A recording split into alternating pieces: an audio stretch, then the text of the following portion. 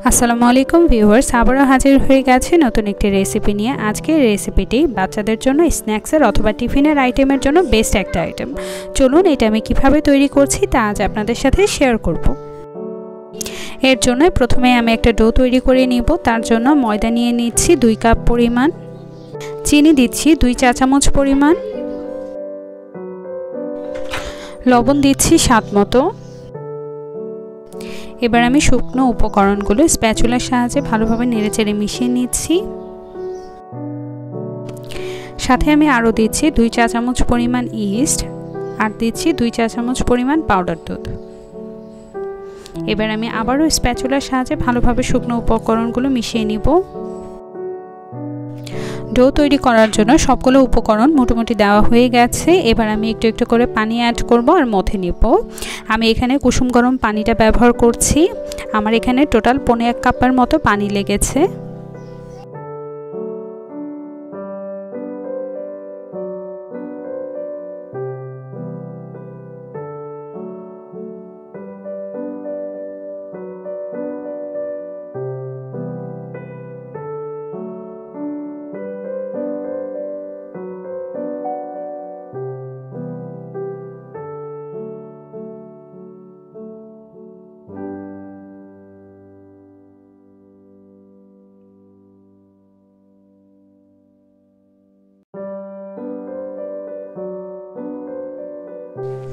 এই পর্যায়ে আমি একটু এখানে তেল অ্যাড করছি। আমি এখানে 1 টেবিল চামচের মতো তেল দিচ্ছি।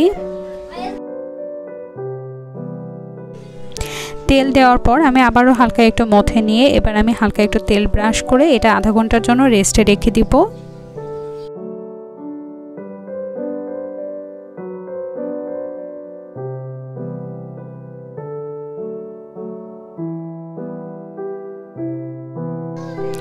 আধা ঘন্টার মতো এটা রেস্টে রেখে দিয়ে আমি এবার চিকেনটা রেডি করে নেব।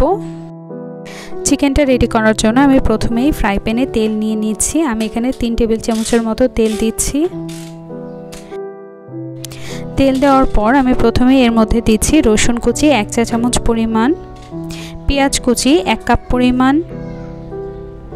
পেঁয়াজগুলো হালকা নরম হয়ে আসা পর্যন্ত আমি ভেজে নিব।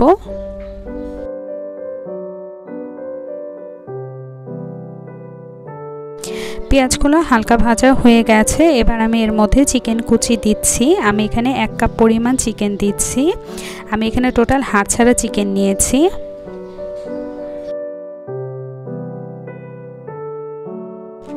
এবার আমি এর মধ্যে একে একে সবগুলো উপকরণ দিয়ে দিব। প্রথমেই দিচ্ছি 1 টেবিল চামচ পরিমাণ সয়া সস, 1 টেবিল চামচ পরিমাণ টমেটোর সস,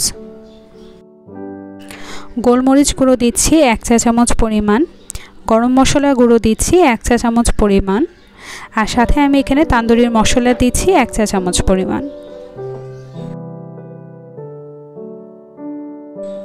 এবার সবগুলো উপকরণ ভালোভাবে নেড়েচেড়ে আমি মিশিয়ে নিচ্ছি।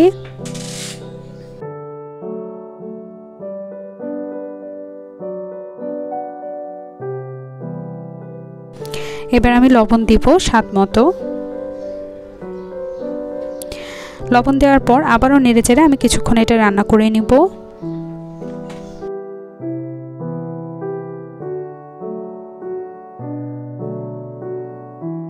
10 থেকে 15 মিনিটের মতো আমি এটা চুলায় নেড়েচেড়ে রান্না করে নিয়েছি। চিকেনটা পুরোপুরি রেডি হয়ে গেছে। এবার আমি বান পিৎজাটা তৈরি করে নিব। এর জন্য আমি যে ডোটা তৈরি করেছিলাম দেখুন ওইটা ফুলে অনেকটা ডাবল হয়ে গেছে। আপনারা যদি একটু সময় নিয়ে রাখতে পারেন তাহলে কিন্তু এটা আরও ফুলে উঠবে। এবার আমি এটা ভালোভাবে হাত দিয়ে আবার একটু মথে নিব।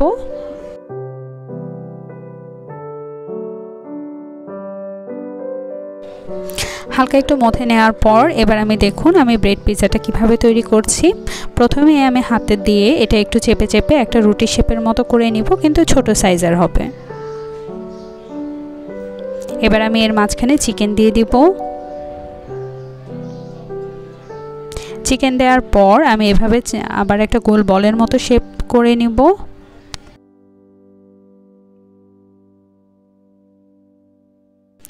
চিকেনের পোরটা ভেতরে দেওয়ার পর আবারও আমি হাত দিয়ে একটু চেপে নিব।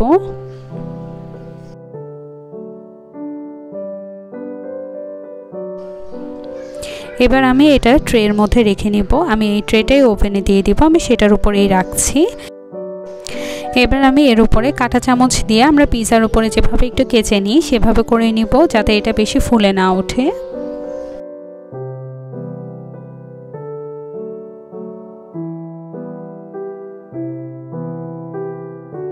এবার এর উপরে আমি ডেকোরেশনের জন্য পেঁয়াজ কুচি, টমেটো কুচি, ক্যাপসিকাম কুচি আর সাথে চিজ দিয়ে দিব।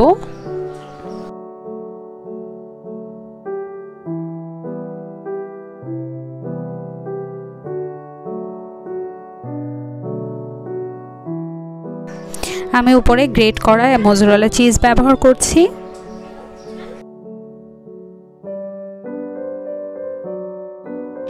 একে একে আমি সবগুলো এভাবে রেডি করে নিয়েছি।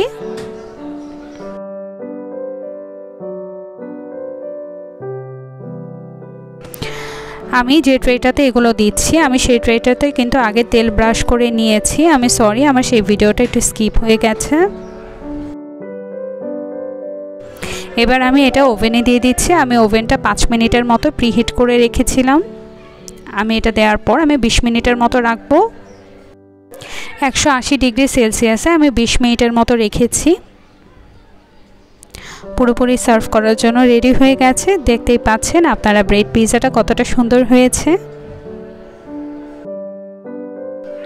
বাহিরের খাবারের থেকে এটা কিন্তু অনেক বেশি হেলদি এবং টেস্টি হয়। ঘরে তৈরি করে জানাবেন আপনাদের কাছে কেমন লাগলো। ধন্যবাদ ভিডিওটা দেখার জন্য।